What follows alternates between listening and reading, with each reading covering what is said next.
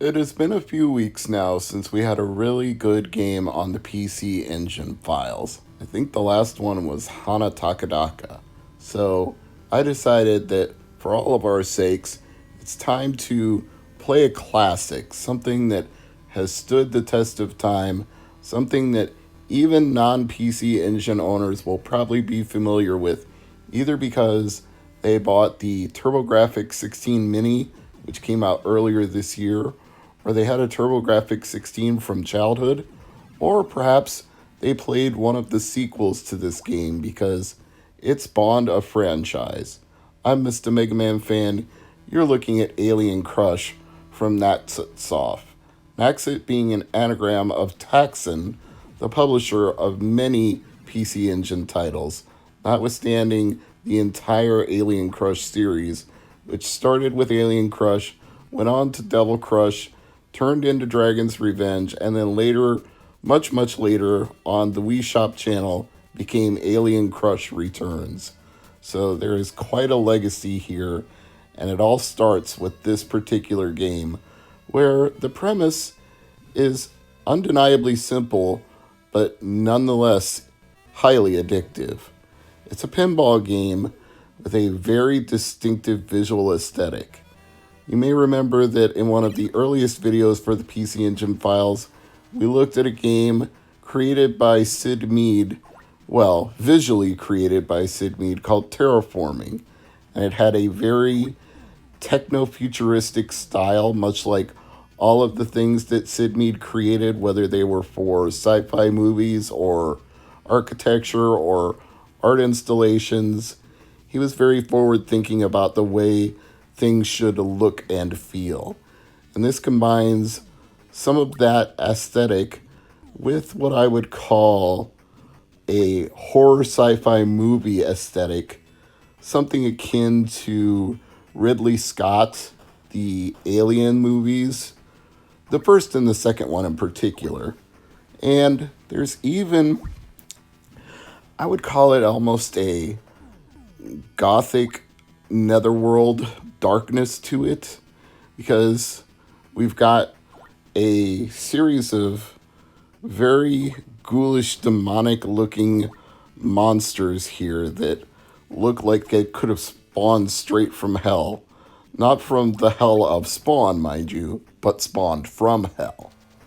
So, when you combine all of these things together, what do you decide to do with all of those different looks and feels? Pinball, of course.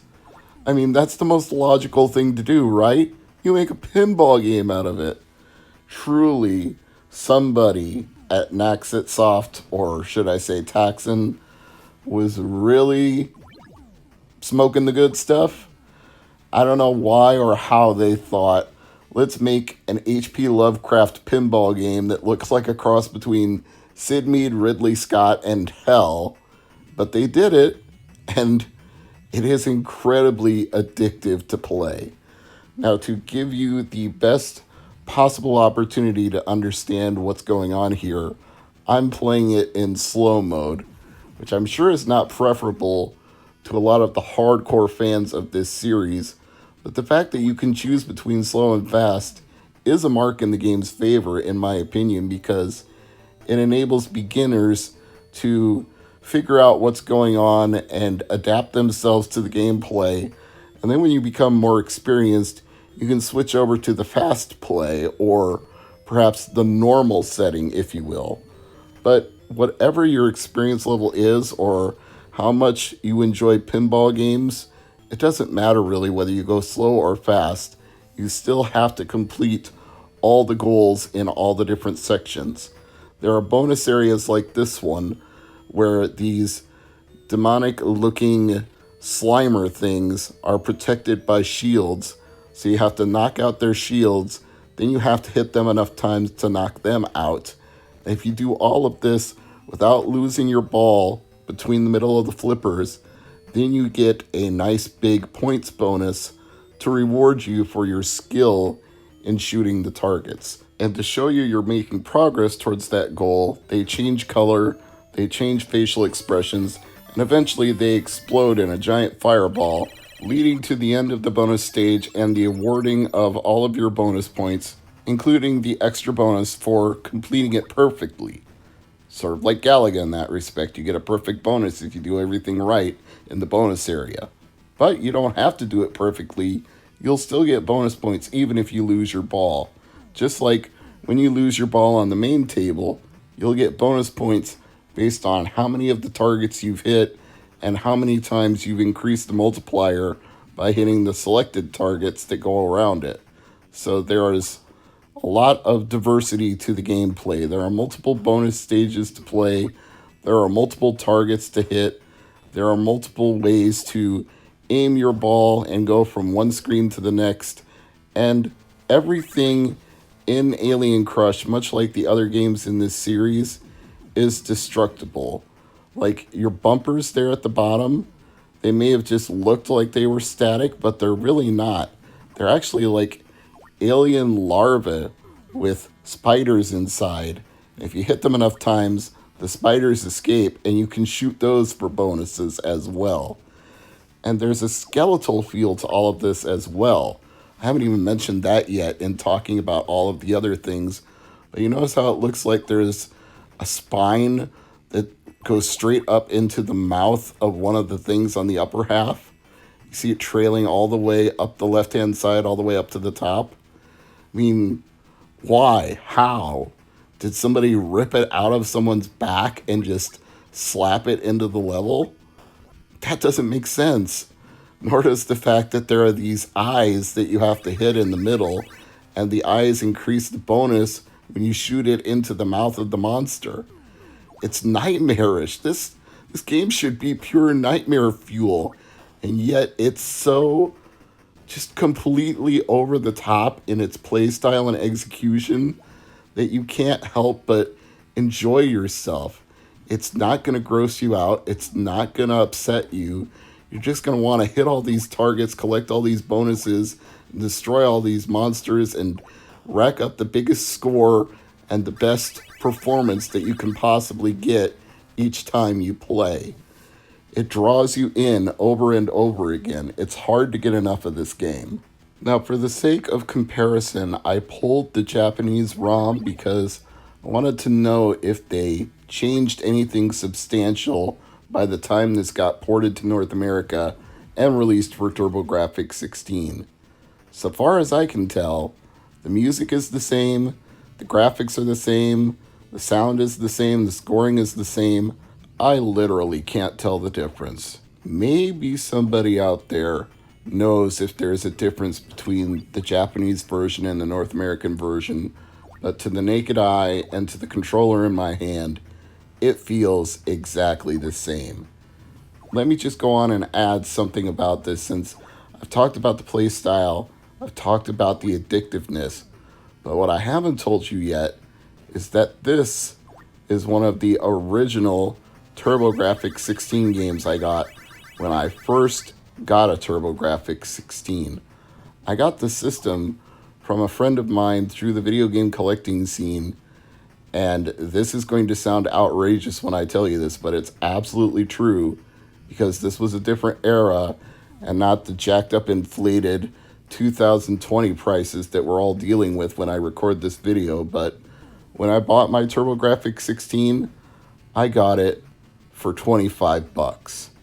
And that's $25 with everything. The console, the controller, the power supply. I think he might have even thrown in the adapter that allows for composite video output instead of RF video output. And that thing alone goes for like $150.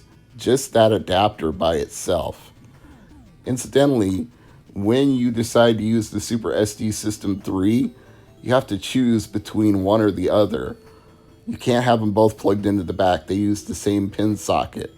But because the Super SD System 3 has its own video out, it's not even a problem.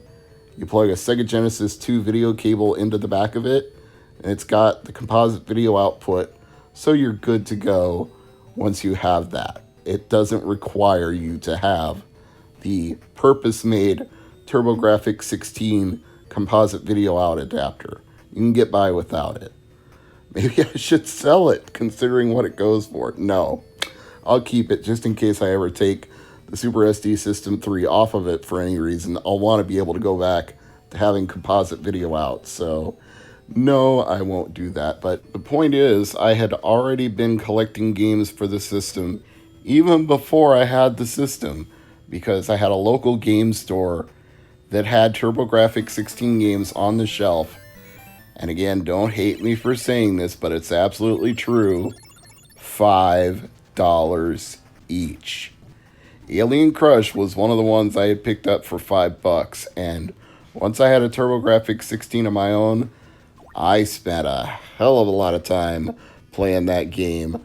Even though I probably had a couple dozen games at that point, I think my entire focus became Alien Crush.